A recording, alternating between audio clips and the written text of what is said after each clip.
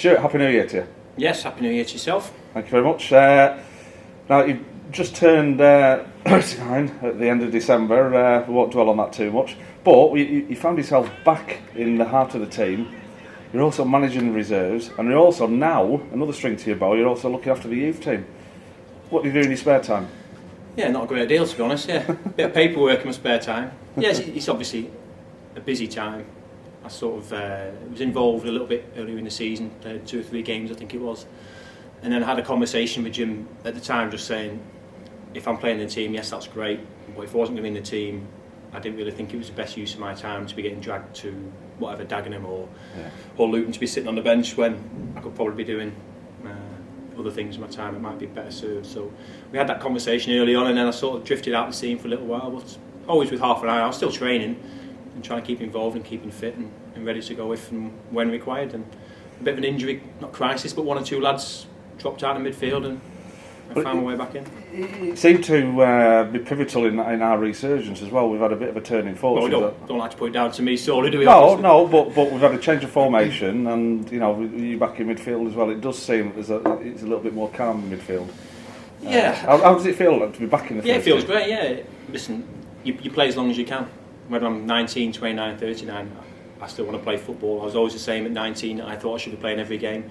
I'm 39 and I still think I should be playing every game now. Yeah. So we've had that conversation with Jim many times as well over the season. So my mentality's not changed. That's probably one of the reasons really why I've sort of kept going. Yeah. My mental side of it is I still want to be playing, and as long as I think I'm sort of good enough and putting enough of a performance in to warrant staying in the team, then I'll continue to do it. How do you balance your different roles then? More with the youth team and the academy gets a bit more difficult now because the boys are in sort of twice a day. They have Tuesday off in college and Friday afternoon off when they're in college. But we've got Neil Wainwright who sort of takes the bulk of the coaching. And the times when I finish training in the morning, because the first team lads have it a lot easier than the youth team lads. So once we finish quite early first team, then that's when I jump in the afternoons and do some coaching and look after the youth team side of it. So how does the youth team differ from the reserves then, and how you approach it then? Yeah, in a way it's hard because I've got a lot of roles, but on the other side of it, it's quite good because I can sort of relay all the way from the first team what's expected to be at first team level down to the reserves. But obviously there's slightly less tempo and than you see in the first team and intensity, and then relay to the lads in the youth team exactly what they need to get to level wise to first play for the reserves and then hopefully step onto the first team. So I have quite a good picture, I think, of what it takes to progress through the different levels that we've got and hopefully try and pass that on. Well, I mean, you've had the experience of doing just that, haven't you? Really coming from, I think you joined us when you were 15, was it? Yeah, I left Preston. I think it was under 15s, under 16s. I left there and came up here in 1992, many moons ago, at the old Christie Park when Dickie used to take the reserve. So yeah, it was a long time ago, and like I say, I've sort of experienced all the different aspects of the club, so to speak, from youth team up to the reserves and the first team, and within a playing capacity, and now more of a coaching role. You mentioned Neil Wainwright before, and it's a lot more than just a youth team, isn't it? There's a whole structure underneath that. I know he does the futsal as well, and there's a whole different, there's a generation after generation of these kids coming through now. Yeah, that's right. When you say youth team, you just think about your Saturday team, you play Saturday mornings, and that was that really. But nowadays, like I say, we've got a futsal team over there. We've got the development centre which runs from under 7s all the way up to 16s. So there's a lot of kids, not necessarily on our books, but are connected to Morecambe Football Club, and it's no small role really, just trying to keep a grip of who we've got and ways to improve what we have already. And I think within sort of 2 or 3 years we're looking to improve and expand what we have regarding the academy and look to progress on that front as well. So have any little gems that you've noticed? Yeah, our problem is these little gems that we get at 8 and 9 get snapped up by Wigan, Manchester United and Liverpool and all these bigger clubs. So it's difficult on that side of things trying to keep hold of them, because while we're, without getting too technically into the academy, while we're still category 4, we can only sign kids to the club at 16. Right. So until we sort of branch out and go category 3 where we can sign kids on at a younger age, it's hard to keep hold of them. So if a big club comes in, takes them offers, there's not a great deal we can do about it at the moment. No. How important do you think the youth setup is to the club?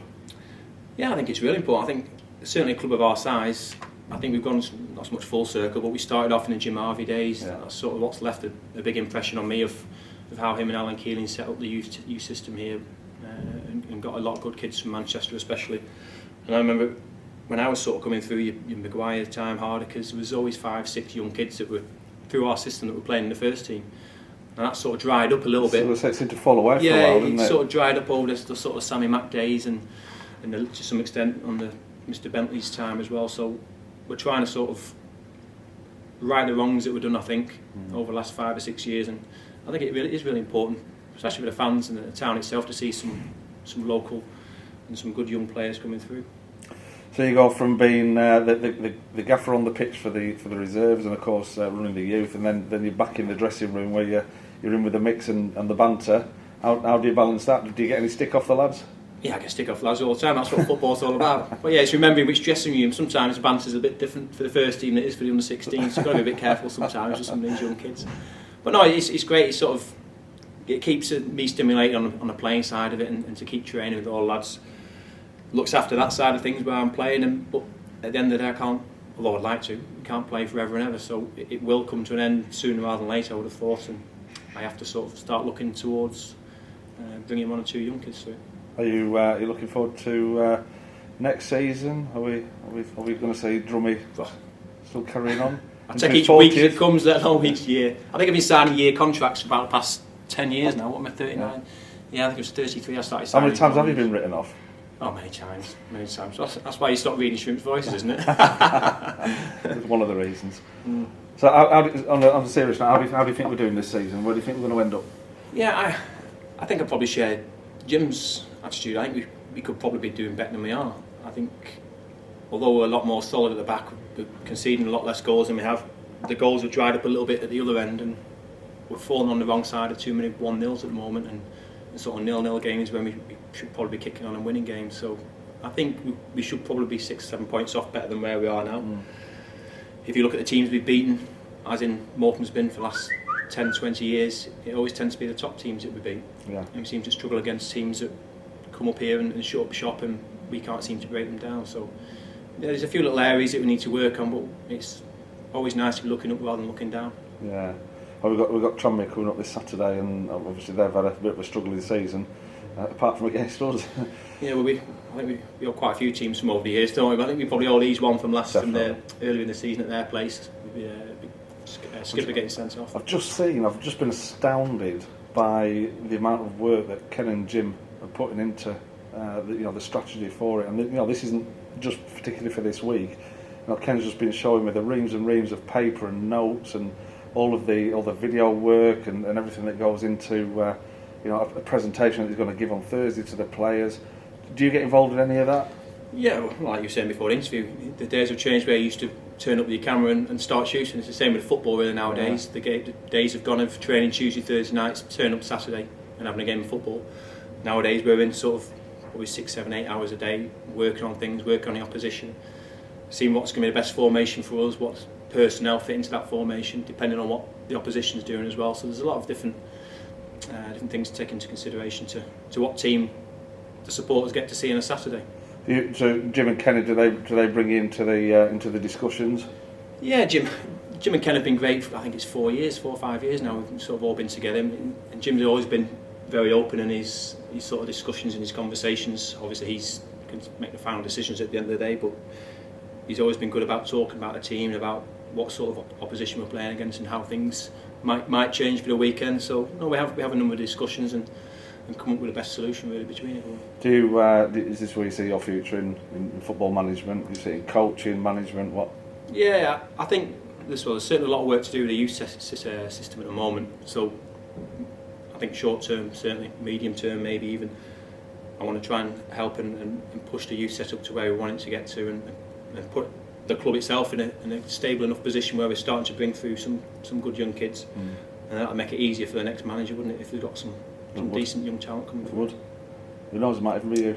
Oh, who knows, it might even be you as well, Mark, you never know. Well, I'll put my CV in. Yeah. Stuart, thanks very much. No good luck on Saturday, good luck for the rest of the season, and thanks for your time. No problem. Cheers Mark.